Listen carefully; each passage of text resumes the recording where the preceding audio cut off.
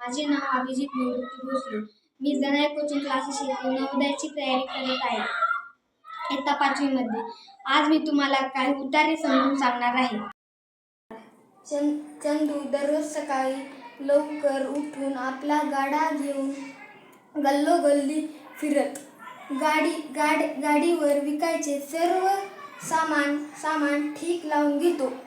गाडीत आरसे, कंगे, गंध, पावडर, घरगुती काही सामान, कुंकू, करदोरे, नेलकटर, नखपॉलिश अशा अनेक वस्तू असतात. दिवसभर विक्री झाल्यानंतर सायंकाळी घरी परतून तो नवीन सामानाची यादी करतो. लागणारे सामान व्यापारपेठेतून विकत आणून गाडीमध्ये लावतो. असे नियमित विक्री करून त्याने आता घरबैठी विक्री केंद्र सुरू केले. ग्राहकांना हे जवळचे दुकान पसंत असल्यामुळे त्यांची गर्दी वाढू लागली. तरीही चंदूचे गावात फिरते दुकान चालू होते. पहिला प्रश्न. चंदू एक आहे, बैठे विक्रेता नाही. फिरता विक्रेता आहे, मालक नाही. ठोक विक्रेता नाही.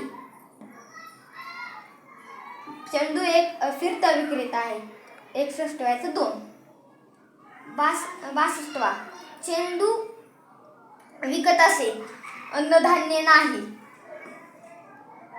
2 किरकोळ घरगुती सामान राईट. 3 पुस्तके नाही. फळे नाही. चला 63 प्रश्न. चंदू आपला माल कुठून आणतो? परदेशाहून नाही. मुंबईतून नाही. व्यापारपेठेतून राईट.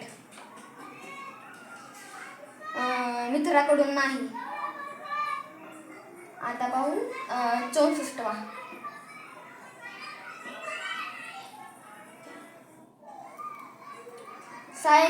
सायंकाळी घरी आल्यावर चंदू काय करतो? 1 सामानाची लावा नाही. 2 नवीन सामानाची यादी राईट. झोपतो नाही. सामान पुसून ठेवतो नाही. 65. बैठे विक्री केंद्र म्हणजे काय? गाडीत बसून विकणे नाही. गाडी बंद करून विकणे नाही. एका दुकानातून बसून विकणे राईट. बाजारात बसून विकणे नाही.